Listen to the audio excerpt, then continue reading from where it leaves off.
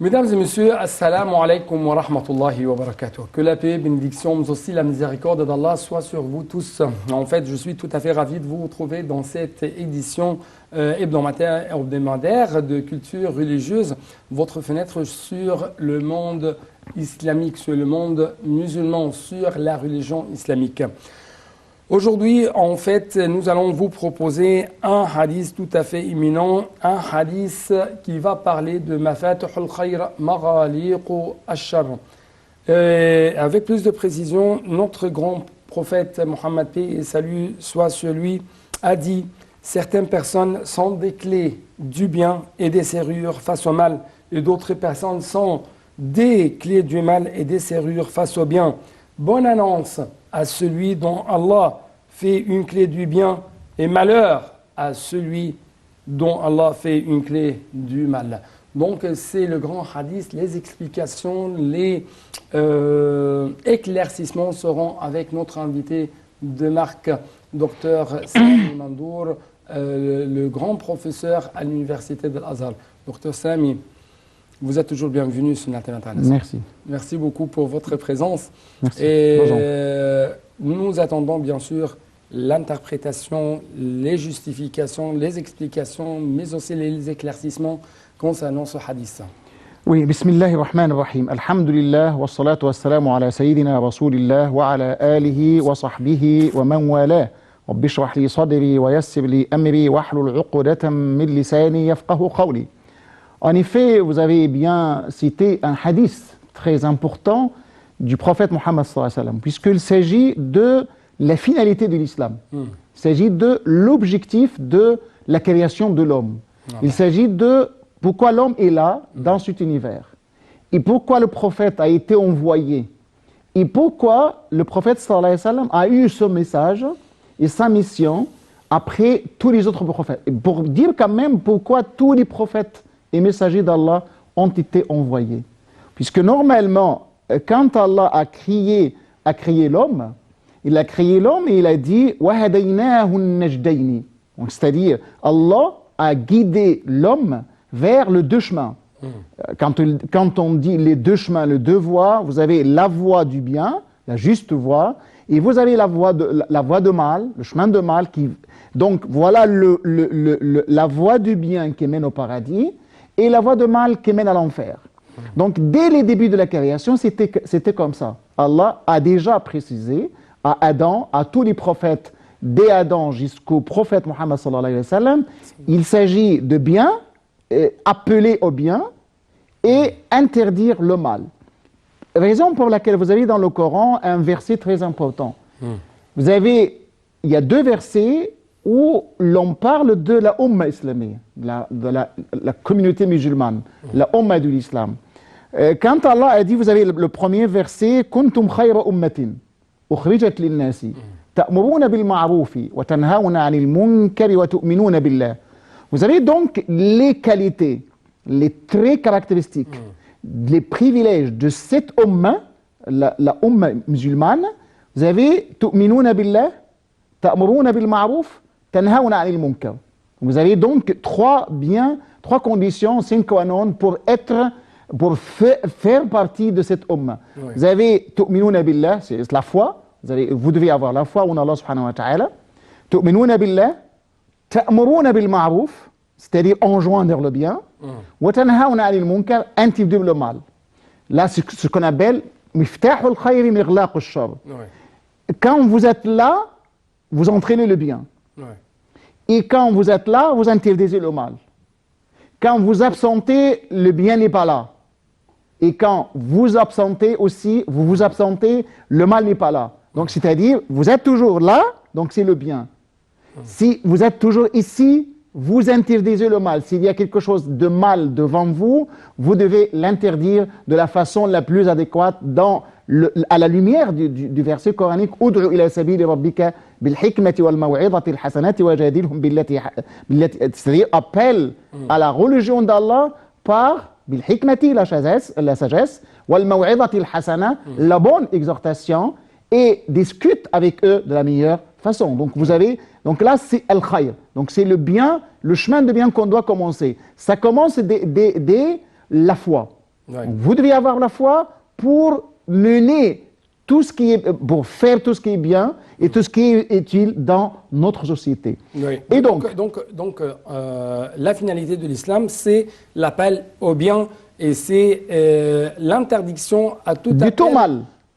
Au mal. Oui. Et deuxièmement, il y a toujours une récompense consacrée à ceux qui appellent au bien et un châtiment consacré à ceux qui appellent Appel et fait, les deux à la ouais, fois. appel et fait. Nous allons bien sûr savoir un peu plus d'explications, notamment comment nous pouvons être mafatuhu al-khayr, comment nous pouvons être la clé du bien et les serrures du mal. C'est ce qu'on va savoir, mais justement après ce petit reportage.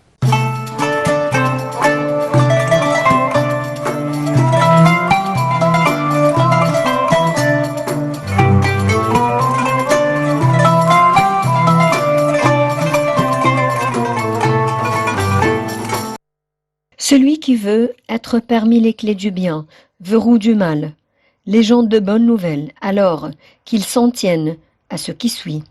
La sincérité envers Allah dans les paroles et les actes. Elle est en effet la base de tout bien et la source de tout mérite. L'invocation et l'insistance auprès d'Allah, de la réussite en cela. En effet, l'invocation est une clé pour tout bien. Et Allah ne repousse pas un serviteur qui l'invoque et ne déçoit pas un croyant qui l'implore.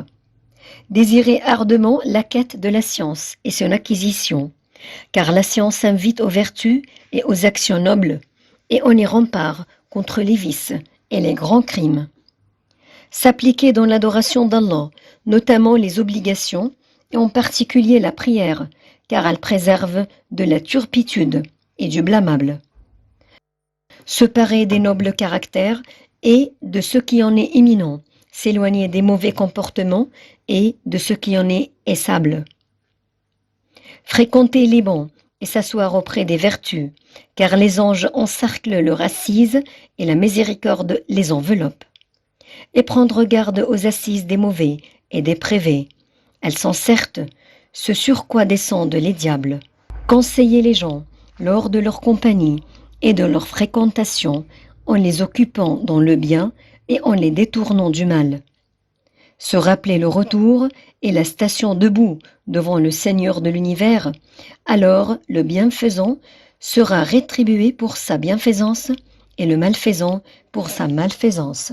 Et le pilier de tout cela est l'ambition du serviteur dans le bien et dans l'intérêt des gens, à partir du moment où l'ambition est présente, que l'intention est résolue, que la détermination est certaine, qu'il aura demandé l'aide d'Allah en cela et aura accompli les choses conformément, il sera alors, par la permission d'Allah, parmi les clés du bien, verrou du mal.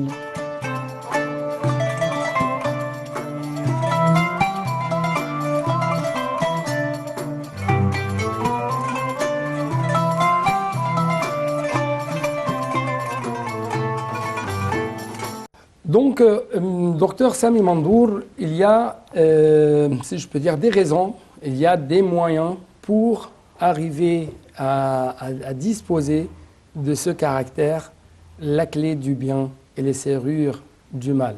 Oui, c'est exactement ça, puisque nous avons déjà parlé de les traits caractéristiques de la Ummah musulmane. Et l'autre verset nous donne cette clé. Parce que l'autre verset dit وَلْتَكُنْ مِنْكُمْ أُمَّةٌ. Vous avez la Ummah, la grande Ummah en général, et vous devez avoir un groupe tiré de cette Ummah qui va faire quoi? Comme le dit le verset Ummatun yad'una ila al-khayr. Donc nous devons tous appeler au bien. Wa ya'muruna bil ma'ruf. Donc le Coran, dans les mêmes versets, insiste sur l'appel au bien et l'interdiction du mal. Et donc, comment faire? Comment essayons de, comme le hadith du prophète le dit, Inna minan nasi nasan. Parmi les hommes, il y a des gens. Mafatihu lil khayri, maghaliqu lil sharri. Et qui sont des clés pour le bien, et qui appellent au bien, et qui ferment la voie à tout ce qui est mauvais, au mal, si je peux dire. Il y en a d'autres aussi, qui sont tout à fait le contraire. Ouais. Et qui sont mafatihul lish-sharri, il appelle toujours au mal, maghaliqu lil-khayri, c'est-à-dire il n'appelle pas au bien. Donc c'est tout à fait le contraire. Vous avez deux catégories de gens. Catégorie qui appelle toujours au bien. Quand tu vois quelqu'un, ça te rappelle Allah, ça te rappelle le bien, ça te rappelle tout ce qui est utile à la société. Mais vous avez quelqu'un d'autre qui est criminel, qui est toujours mauvais et qui est méchant. Et quand tu le vois, tu te rappelles toujours de tout ce qui est mauvais. Et donc là, qu'est-ce que le prophète le dit? Mafatih. Donc il y a les deux. Et donc, comme vous l'avez déjà dit, il y a au bout du chemin, qu'est-ce que nous allons trouver? Les gens de bien, qu'est-ce qu'ils ont? La récompense. La récompense. Et les gens de mal, qu'est-ce qu'Allah leur a réservé dans le jour du jugement dernier? Ouais. Donc le prophète a dit, Fatouba. Ouais. Touba, c'est plutôt le paradis. Ouais. Une catégorie, un type de paradis. Fatouba liman kana miftahan lil khayri mighlaqan lish shar. Donc paradis. Donc ça sera au paradis. Ça sera au paradis. Appellent, au chemin du bien, ou ceux Oui, qui appellent exactement à tout bien. ça. Wa waylun liman kana miftahan lish sharri mighlaqan lil khayri. Waylun, c'est une valide en enfer. Donc là, le symbole Touba, Touba c'est le symbole du paradis. Waylun, c'est le symbole de l'enfer. Donc, au bout du chemin, de votre chemin, c'est à vous de choisir. Est-ce que vous allez choisir le chemin de bien? Donc, dans ce cas-là, vous irez directement au paradis. Et si vous avez bien choisi le choix de mal, vous devez certainement aller à l'enfer. Ouais. Et donc là, c'est la première chose que le musulman doit mettre dans l'esprit, parce que la première chose, vous allez voir quelle sera la fin de votre travail, c'est-à-dire le résultat de votre travail, le fruit de votre travail. Est-ce que ça sera un bon fruit ou bien un mauvais, un fruit amer? Donc, celui qui fait le bien aura un bon fruit,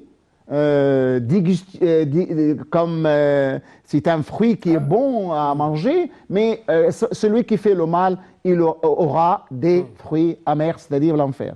Et donc, comment faire? La première clé, parce que normalement, quand il y a quelqu'un qui a dit, Allah a dit, La ilaha illallah miftahul jannah. Dire la formule, La ilaha illallah, il n'y a aucune divinité en dehors d'Allah, c'est la clé du paradis. Et le chemin de bien mène au paradis. Et donc, imaginez, vous devez avoir la clé. Et la clé, c'est quoi? C'est dire La ilaha illallah. Mais il y a quelqu'un qui a posé la question à l'un de grands tabi'in, de grands sahaba, qui ont déjà plus proche du temps du prophète, Wahb ibn Munabbih. Mais comment? Est-ce que si on a dit La ilaha illallah, donc on doit entrer dans le paradis, comme le dit le hadith, il a dit oui, mais vous avez la clé. Mais quand vous avez la clé, il y a ce qu'on appelle d'ici, il y a conditions. Oui, vous avez la clé. Et dans la clé, il y a des, comment dirais-je,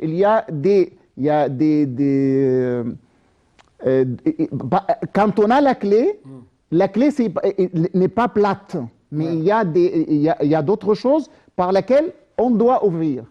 Et donc, est-ce que vous devez avoir une clé qui n'est pas valable et entrer? Si la clé n'est pas valable, tu ne peux jamais entrer. Donc, pour avoir une clé valable, vous devez avoir de bonnes actions. C'est-à-dire, vous devez faire des actes. Donc d'après vous, il faut toujours lier ou relier plutôt les propos, la foi, l'attestation de foi, et les actions. Et les actes. Donc, c'est ça, pour cette raison, on a mafatih lil khayr. Vous avez dit La ilaha illallah. Mais vous avez beaucoup de criminels qui disent La ilaha illallah. Mais est-ce que ce criminel-là qui dit La ilaha illallah peut directement entrer au paradis parce qu'il a dit la ilaha illallah. Il a passé toute... bien sûr, ça dépend d'Allah, mais quand même, quand on essaye d'expliquer les choses, vous devez faire des bons actes, vous devez faire des actes vertueux, vous devez être miftah al-khayr mirlaq al-shar, c'est-à-dire vous devez faire du bien et appeler les autres à faire le bien. Ouais. C'est pour cette raison, quand vous avez dans un hadith, Inna Allah kataba al-hasanat wa as-sayyi'at, c'est-à-dire tout ce qui est fait est déjà prédestiné. Ouais. Mais maintenant, vous êtes en train de faire quelque chose. Vous avez l'intention. L'intention, c'est une condition sine qua non de tous les actes. Chez nous, surtout les actes cultuels. Et même les actes banals. Ouais. Et c'est pour cette raison qu'on dit toujours بالنية تتحول العادات إلى عبادات. C'est-à-dire, par l'intention, les actes banals qu'on fasse dans la société peuvent se transformer en actes d'adoration. Ouais. Mais comment ça? À travers l'intention. À travers l'intention, puisque maintenant vous faites une émission télévisionnelle. Pourquoi te le faire? Pourquoi tu fais cette émission? Vous, en tant qu'animateur, et moi, en tant que professeur, ouais. Pour essayer d'appeler les gens à faire le bien. Donc, notre attention, d'appeler les gens à faire le bien, ça nous donne des récompenses.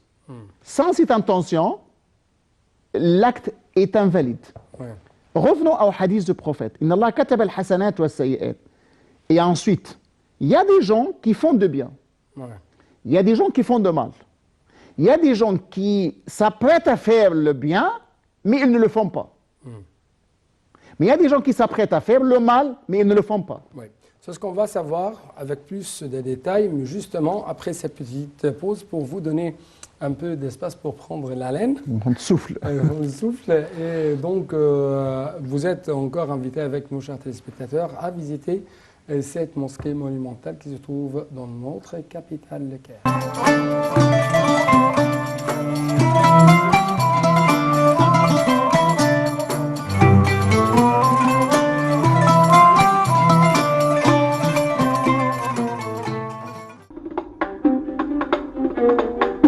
Lorsque le commandant des troupes fatimides, Jawhar al-Saqili, fut envoyé par le calife Al-Mu'izz al-Din pour conquérir l'Égypte, il entreprit la construction du Caire et y fonda la mosquée d'Al-Azhar en 969. La construction de la mosquée s'étendit sur 2 ans. La mosquée d'Al-Azhar ouvrit ses portes pour la première fois en 972. Depuis cette date, la mosquée d'Al-Azhar et son université deviennent parmi les plus célèbres dans le monde musulman.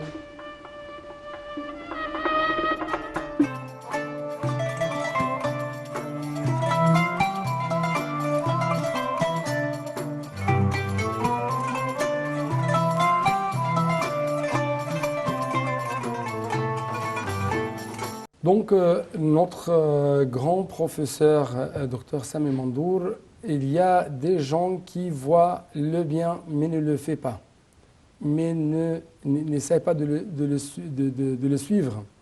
Et il y a des gens qui appellent également au mal et appellent à ne pas faire le bien.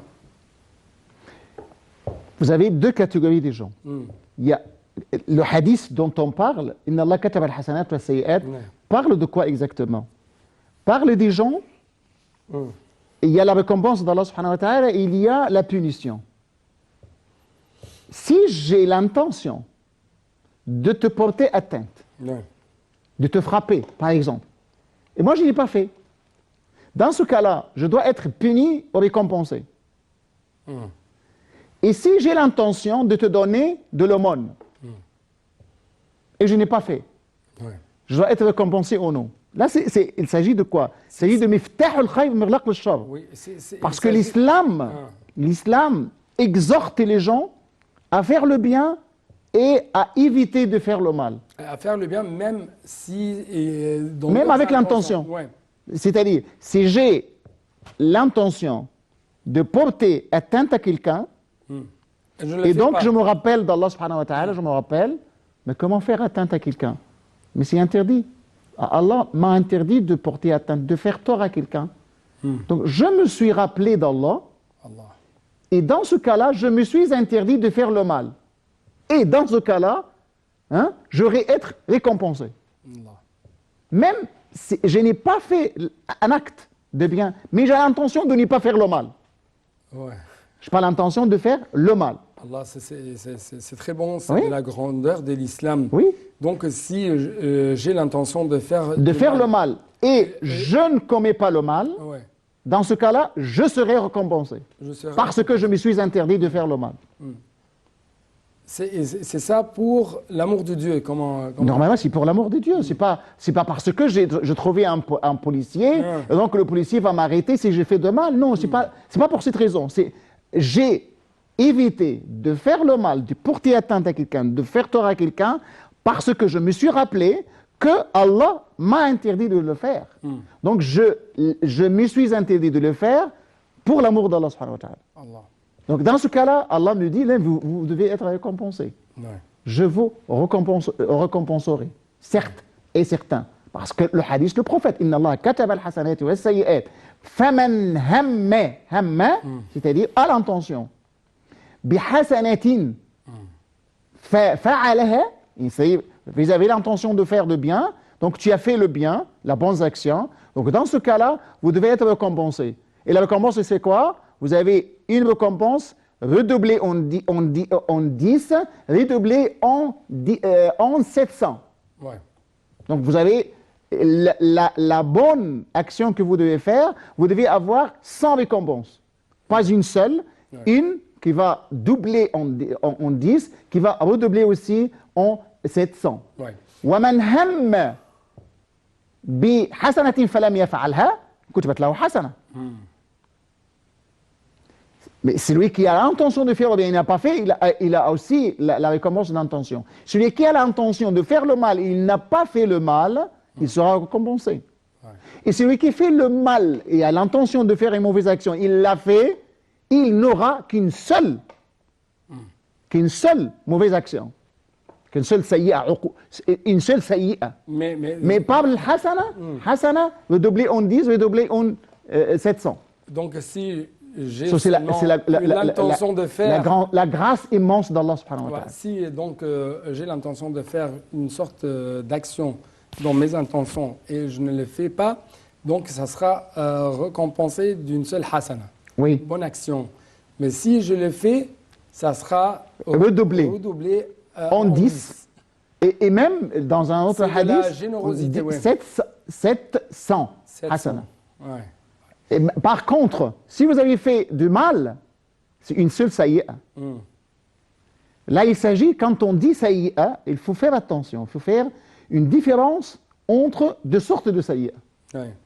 deux sortes de mauvais actes. Ouais. Puisque quand même, il y a une certaine confusion dans la mentalité de certains gens.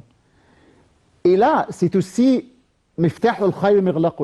c'est pour pousser, exhorter le musulman à faire le bien et ne pas faire le mal. Puisque normalement, le sayyi'a, c'est quoi? Vous pouvez faire, par exemple, la prière, c'est un droit divin d'Allah. Je le fais exclusivement pour Allah. Si je ne fais pas la prière, ça ne porte atteinte à aucune personne. Ouais. À personne. Ouais. Mais si je commence maintenant à semer le désordre sur la terre, à porter atteinte à quelqu'un, à faire tort à quelqu'un, Ouais. à tricher par exemple, Ouais. à, comme on le voit aujourd'hui, à faire le monopole des marchandises. Ouais. Ce sont des mauvais actes, de mauvaises actions qui portent atteinte à des êtres humains. Ouais. Dans ce cas-là, donc vous avez les deux catégories. La première catégorie, ça concerne Allah subhanahu wa ta'ala. Si vous avez bien abandonné un acte cultuel, comme le salat, comme la prière, le jeûne, le pèlerinage et tout ça, donc ça revient à Allah de vous pardonner. Ouais. Mais si on a commis un acte abominable, criminel, un mauvais acte contre un être humain, que ce soit musulman ou autre, il s'agit d'un être humain, puisque l'être humain, en tant qu'être humain, est sacré, et inviolable. Et il ne faut pas violer ses droits. Si vous avez violé, bafoué les droits d'un être humain, dans ce cas-là, Allah ne pardonnera jamais le péché que vous avez fait, à condition que l'être humain pardonne. Si l'être humain ne pardonne pas, Allah ne pardonnera jamais. En fait, on n'a plus de temps pour continuer un peu plus de l'explication de tels hadiths et d'autres hadiths. C'est pourquoi on va essayer de consacrer une autre édition pour parler un peu plus de ce sujet. Mais en tout cas, je dois vous remercier infiniment pour votre explication. Je vous en prie. Merci beaucoup. Je vous en prie. Et c'est pareillement pour vous, chers téléspectateurs. Merci. Assalamu alaikum wa rahmatullahi wa barakatuh. Wa alaikum assalam wa rahmatullahi.